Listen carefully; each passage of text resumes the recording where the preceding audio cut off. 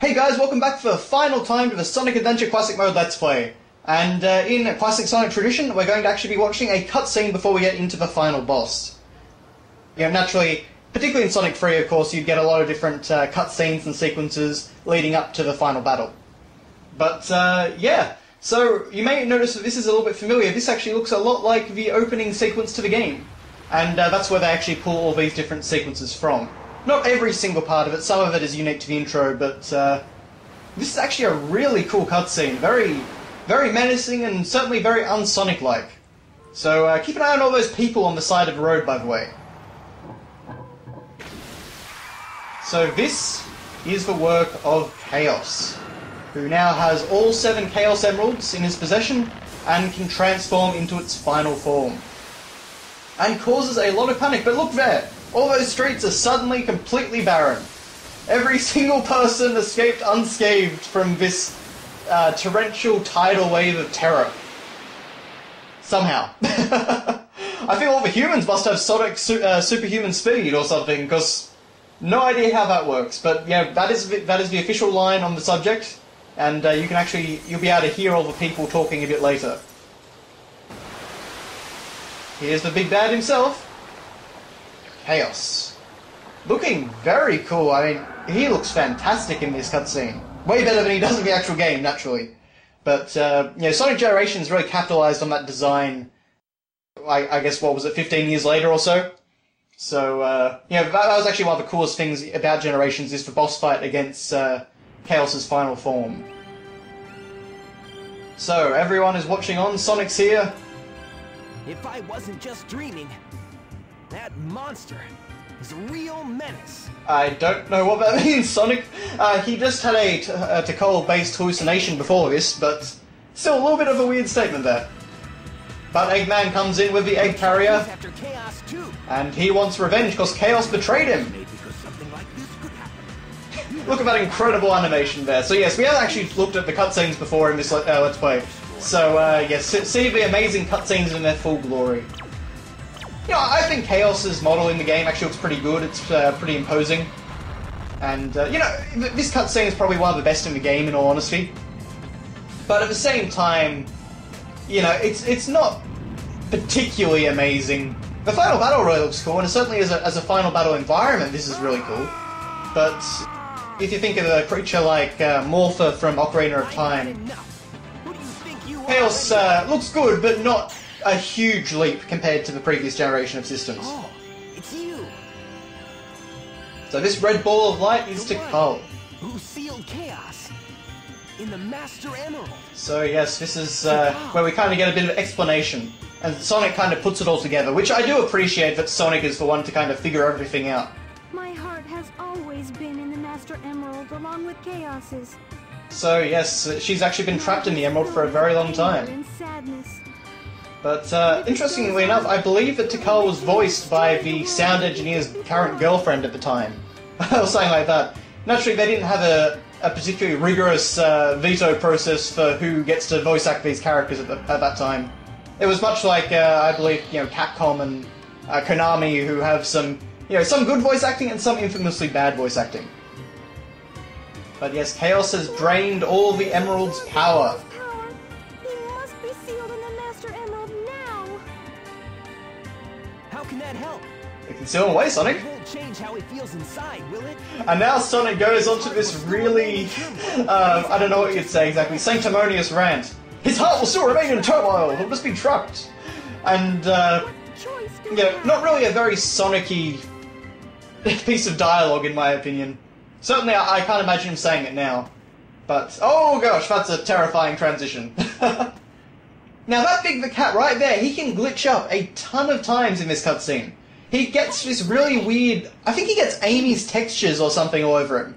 And he looks like Majin Buu or something. He's got this pink, he's all pink and he's got these kind of feather-like stripes on him. It's bizarre. Hey guys, what's up? But I've had that happen to me several times, including one time where I tried to record this cutscene.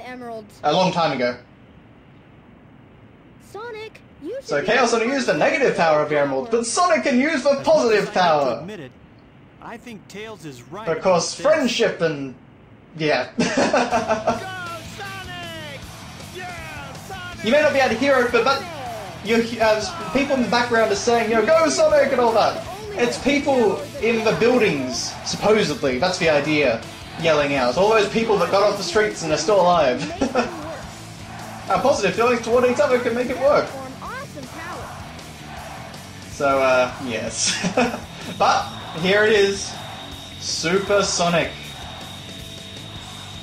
Which I am very glad was in this game, and yeah, I think the model looks fantastic. I love the shine he's got on him. I like the Super Saiyan style aura. Lots of cool stuff. Unfortunately, of course, you can't play as him in the normal levels of the game, which is a big change. I mean, that doesn't sound that unusual to us now, but it sounds crazy compared to Sonic 2 and Sonic 3 where you could. So yes, perfect chaos. And there's actually data in the game that hints that they were actually going to make Super Sonic playable in normal stages, but they basically just either decided not to implement it or just ran out of time. But standard Super Sonic rules apply here. You have your ring count is always ticking down, and you have a special move in terms of a boost, so you can go super fast. This is actually the origin of the boost button. And in the background, you probably can't hear, but we have Open Your Heart playing, the theme of the game, and it is amazing. This fight feels so cool. Just flying over the water like this, and going super fast. You know, this is a cool final boss. I really like the idea here. I don't think it's executed quite perfectly. There's some weird collision stuff that can happen, and I think I might actually show off some of that stuff. Like I've been saying, a lot of this playthrough, I had a lot more trouble with this boss than I ever had before. I've always found him really easy. But, yeah, not in while I'm recording myself, of course. So I had a few troubles with collision detection. But, you know, still really cool looking boss battle. It's really fun to control Super Sonic over water. I love having the boost and all that. I love the music. But the thing that really disappoints me is that they don't play Open Your Heart all throughout the battle. What happens is that you then do a fade into a new battle section, and you now have this kind of really... It's supposed to be it's a really sort of tense piece of music, but at the same time, it lacks a lot of the energy from before. Like there, that's the sort of collision issues that I'm talking about. Just ridiculous stuff like that. This piece of music certainly isn't bad, but I would have preferred if they started off the battle with it, or something like that, and then transitioned into Open Your Heart. Because, you know, Chaos does certainly get harder here. You can see he's got these water tornadoes and things like that. And also the boost pads here don't really want to work with me. Yeah, there's lots of fun in games. I'm really showing off the worst elements of the battle. I honestly had no idea this could happen before this playthrough. But, yes. But you've got to try and build up enough speed to make it up to him. But if you don't, then you just get kicked out. You have to have that blue aura around you, basically, to be able to get up to him and hit him. Which can be a little bit annoying. So, yeah, as I say, usually not a problem, but I had a lot of trouble in this battle. But, I kind of think Chaos does look a little bit derpy in his animations there. You know, he's not really... Oh, I can actually just stay over here and he won't worry me at all. He'll just let me be. But we have our blue aura, we've just got to avoid the blasts. And there we go. Conceptually, I actually really like the idea that Sonic has to be going a certain speed to be able to damage the boss. But I think this might be a case of kind of hardware limitations to some degree, because it's just, you know, you've just got a linear hallway that you're running down, and then if you are fast enough, then you hit him. If you're not fast enough, then you don't. There's not really a... I mean, the danger in this battle is running out of time, because your ring count is always counting down. And that's really the only problem. Aside from that, I mean, there's really no issue with hitting him. But one last hit. The other thing actually I don't like about this music is that it's very repetitive comparatively. Certainly, I definitely think it could use the energy from Open Your Heart. The only bad thing about this battle actually as well, or rather another bad thing about this battle, is that you can't just replay it whenever you want. As far as I understand, you actually have to, unless I've just been missing something for all these years, you have to actually play the full Super Sonic story, so you've got to watch all the cutscenes and everything to get to this battle, and then you can play it once, and then you've got to watch through all the rest of the cutscenes and credits, etc. to get back to the menu. So that's a bit of a shame. I also think it's a bit of a shame that Sonic doesn't actually get a new line for the final battle. He just does the usual, I'll play with you some other time. But, anyway, that is the final boss, that is the end of the game. Which, yeah, kind of thanks to the music, I think ends on a bit of a whimper, but now we're back to Chaos Zero, which we fought at the start of the game. And now, here come the Chow, who sound absolutely horrible in this. The Chow gun isn't something I've mentioned. It's basically like a pet simulator sort of thing that was introduced in Sonic Adventure. And be thankful that I've significantly reduced the sound. Coming through a TV, this can be really loud. Chaos has changed again, But, this time for the better. yeah, the Chow Garden is something that I really enjoyed as a kid in Sonic Adventure 2, but Sonic Adventure 1, it's much more basic than Sonic Adventure 2. So I wouldn't really worry with it, in my personal opinion. I've never really cared about the Chow Garden in Sonic Adventure 1. I think if you really want a good Chow Garden, then probably just go to Sonic Adventure 2. But, yes, so Chaos is now... what would you say? Calm down, I guess? And so Takal's ghost is happy, and... I guess, the Chow are here still. They've been living peacefully with humanity, apparently, even though they are only found in a walled-off garden. I think that means yes. Thank you so much. And I do like that Sonic, Tails, and Knuckles are the ones standing together. But, yeah, I guess she and Chaos fly off together into the afterlife? Or something? Or, well, they fly off into Sonic Adventure 2 Battles multiplayer mode, because they are playable characters in that mode. So Chaos is gone. And for some reason everyone's kind of nodding and breathing weirdly, and Sonic's neck just snapped. And Eggman slowly gets away. Now, if this was Sonic CD Sonic, you would have thrown a rock at him and knocked him out of the sky. Hi, Big. Also, that little bird that's with Amy now, that is Gamma, just to say. Which is a nice little touch, I really like that. And Sonic runs off into the ruined city. To do something, I guess. I don't know. And, yeah, that is it. That is Sonic Adventure. So, yeah, we didn't watch many of the cutscenes, but I just wanted to put them into...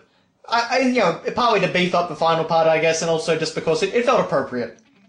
But now we get the complete credits with the full song of Open Your Heart. So, that's cool. But we just basically get a montage of different screenshots of all the different characters in all their different levels. So, yeah, it's a, not an amazing credit sequence, but a nice little conclusion that takes you back through memory lane, I guess. But in conclusion, Sonic Adventure is a game that I really like to revisit. It's a lot of fun to play through Sonic's levels. It's a lot of fun to play through some Tails levels even, and Knuckles stuff can be fun under the right circumstances, but on the whole, it's just one of those games where it's like a lot of Sonic games. It has so many good things in it, and you could make a really great game out of the basis that this gave you, but they just, never quite did it. They always had to kind of put all the bad stuff in with the good stuff, and they could never find a way just to take all the good elements and just make a game out of that. All we really needed was a game with, Sonic's gameplay in this, just make a ton more levels, and just make a, straightforward, fun story. Don't bog it down with cutscenes or hub worlds or anything like that. You really just needed to basically take the classic Sonic formula and, with the mechanics of this game, polish them up a bit, try and polish up the game in general a bit more, and just kind of make a fun experience out of that. And, I think Sega were always concerned that the game would be too short to be considered good, or like people wouldn't buy it, or people would take it back into, to the store or things like that.